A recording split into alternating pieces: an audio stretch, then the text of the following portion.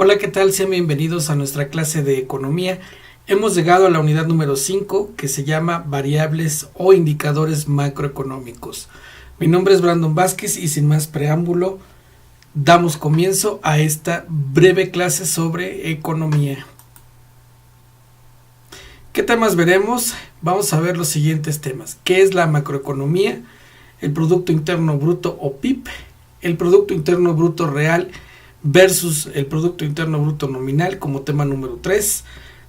Más adelante, Producto Nacional Bruto, seguimos con Ingreso Nacional y finalmente algunas conclusiones muy breves acerca de lo que ha sido nuestro curso de economía. ¿Qué estudia la macroeconomía? Pues la macroeconomía estudia el comportamiento de la economía en su conjunto, a un nivel evidentemente macro, a partir de la evolución de variables económicas agregadas, es decir, en conjunto, tales como el producto, la producción, el consumo, la inversión, el nivel general de los precios, el empleo, etc.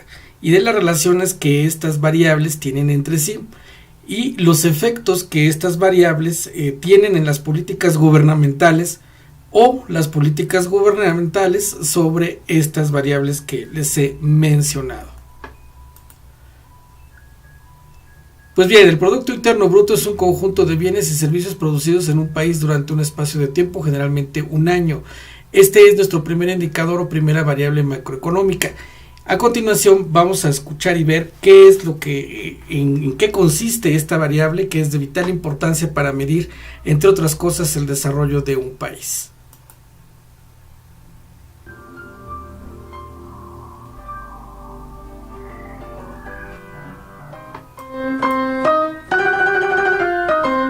Cada año es lo mismo. Todo el mundo al pendiente de si el PIB crece o no crece y cuánto crece. Este año, el de México podría crecer hasta un 4% y mantenerse así algunos años, si no hay otra tormenta en el mundo. Pero ¿por qué es tan importante eso del PIB? Así está la cosa.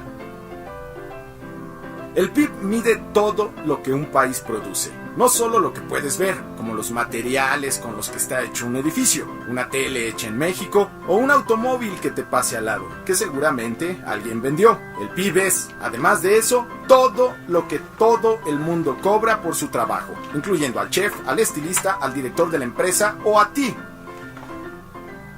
Imagina que amontonas todo el dinero que todos los habitantes de México, locales o extranjeros, cobraron en un año. Le pones un signo de suma al lado y haces la operación. El resultado de esa operación es el PIB. ¿Qué significa PIB? Claro, es el Producto Interno Bruto.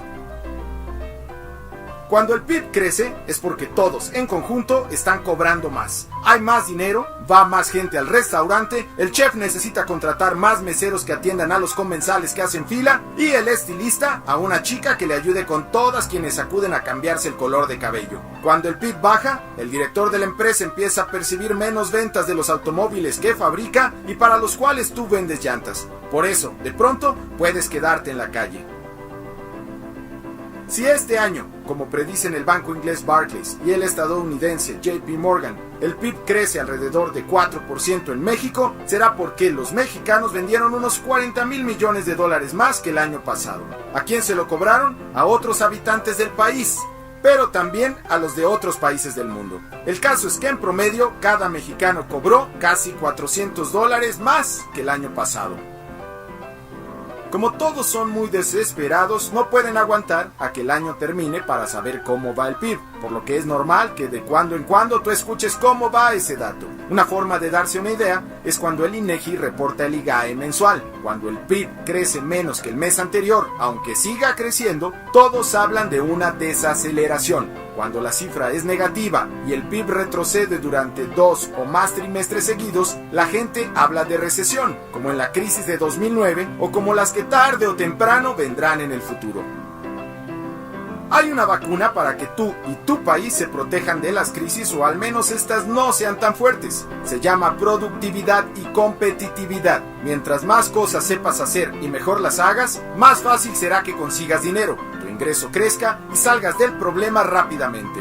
Exactamente lo mismo aplica para un país como este al que le urge educar mejor a su gente para que justamente crezca más el PIB. Así está la cosa.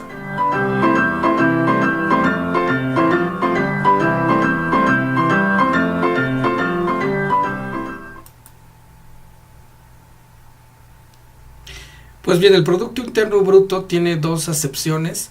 Por un lado es el Producto Interno Bruto nominal y por otro lado tenemos el Producto Interno Bruto real.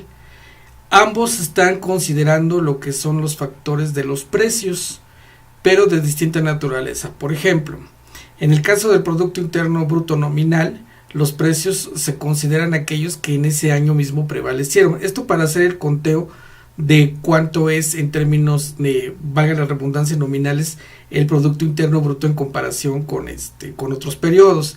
Se le llama también PIB a los precios, también llamado PIB a los precios corrientes, y este factor, el factor nominal, toma en cuenta la inflación, por lo que el PIB nominal es el perfecto indicador económico para reflejar las variaciones entre los precios y determinar si existe inflación o una deflación. Inflación en términos de una alza generalizada de los precios y deflación en caso contrario, una caída en todos los precios de la economía. Mientras tanto, el PIB real lo que hace es calcular a precios constantes, y esto es la gran diferencia en relación al nominal, y por lo tanto se consideran los precios de un año base y la productividad del año sobre el cual se calcula su valor.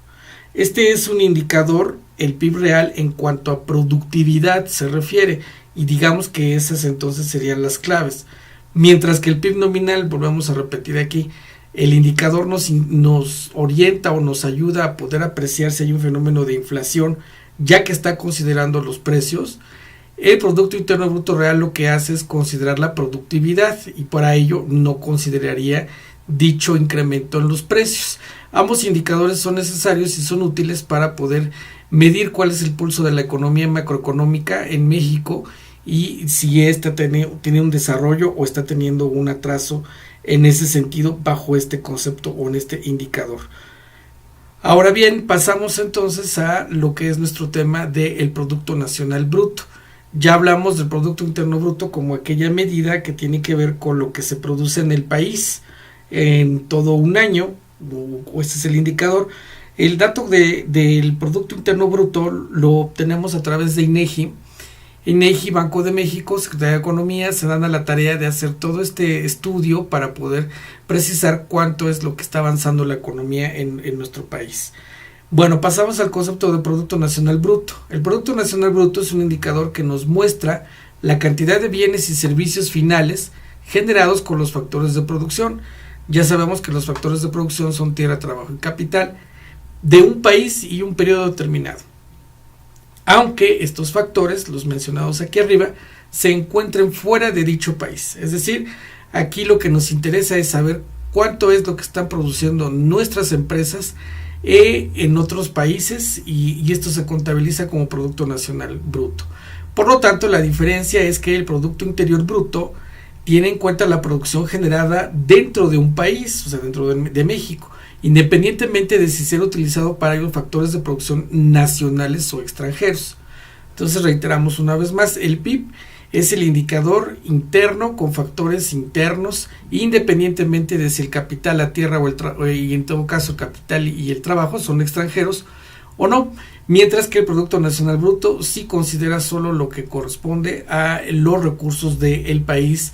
Y aunque estas empresas estén en otros países como en España, en Italia, etcétera, pero finalmente siendo mexicanas, contabilizan para el Producto Nacional Bruto. De ahí la clave está en entender el concepto de la nacionalidad de las cosas. En esta gráfica que está aquí mostrándoles en esta lámina, vemos un ejemplo de cómo México ha superado, por ejemplo, a un país como España en miles de millones de dólares en cuanto a Producto Interno Bruto. Y esta es una estimación del año 2015 que publicó la fuente es el Fondo Monetario Internacional y se publicó en el diario El País. Esto significa entonces que en México sí ha habido un desempeño económico favorable. Bueno, por lo pronto esas son las estimaciones que desde 2015 se tienen en comparación con España. Vemos aquí como el país español, bueno, España está aquí con una tendencia de un crecimiento un poco por debajo de lo que ha sido el desempeño de México. vea usted en la tendencia verde está nuestra línea de crecimiento del Producto Interno Bruto comparado con España. ¿Y para qué nos sirve esto? Como variable macroeconómica, nos compara con otros países para saber si nuestras políticas macroeconómicas están siendo efectivas, si está fluyendo la inversión, si está fluyendo la productividad sobre todo y la competitividad, y fortaleciendo de esta manera la economía.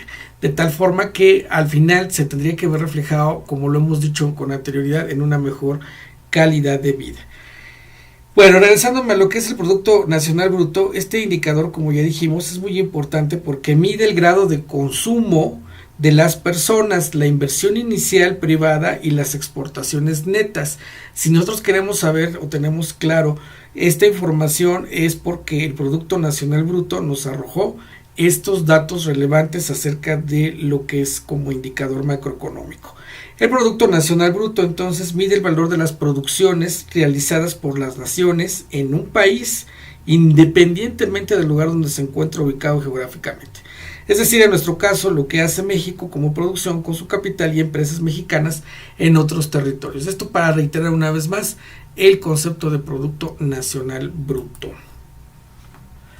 Avanzamos, ve usted, aquí tenemos una gráfica. En esta gráfica del Banco de México hay algunas proyecciones de cómo es que el Producto Interno Bruto ha crecido o crecerá, mejor dicho, aquí a partir de lo que se ha observado, cómo es que se ajustará en el futuro, en los próximos por lo menos 3 años.